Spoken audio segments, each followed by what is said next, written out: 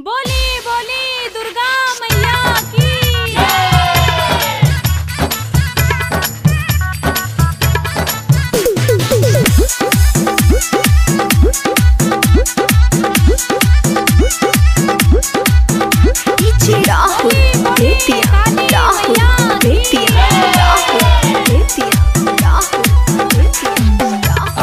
नवमी सैया जातू बाजार हो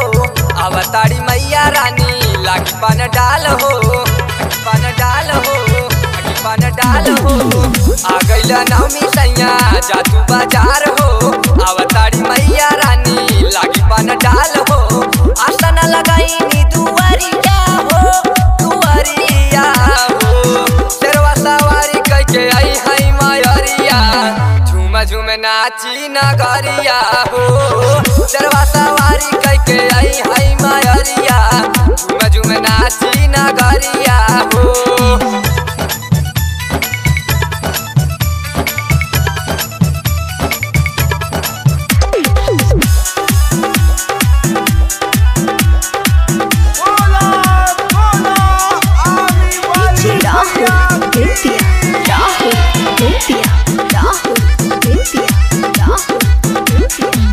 चौका तो पूरला न्योता दा दूरला साजाई दा तू अंगनवा की माई के जागरा ना होई हो की माई के पूजा ना होई हो चौका तो पूरला न्योता दा दूरला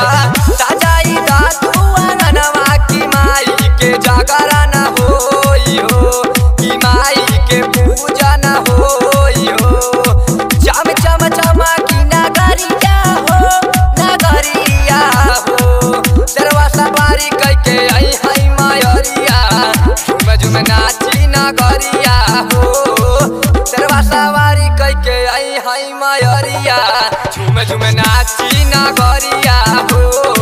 शेरवा सवारी कह के आई हई मायरिया झूम नाची नगरिया हो।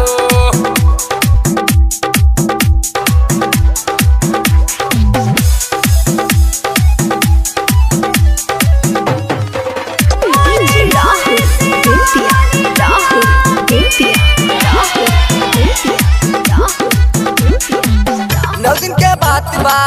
भगतन के साथ बा दीपक विशाला लिखवैया की पूरा सना सारही लियो की भक्ति के फल मिलियो नौ दिन के बात बा भगतन के साथ बा विशाला दीपक लिखवैया की पूरा सना सारही लियो की भक्ति के फल मिलियो मोनू राजा बना ले गवैया हो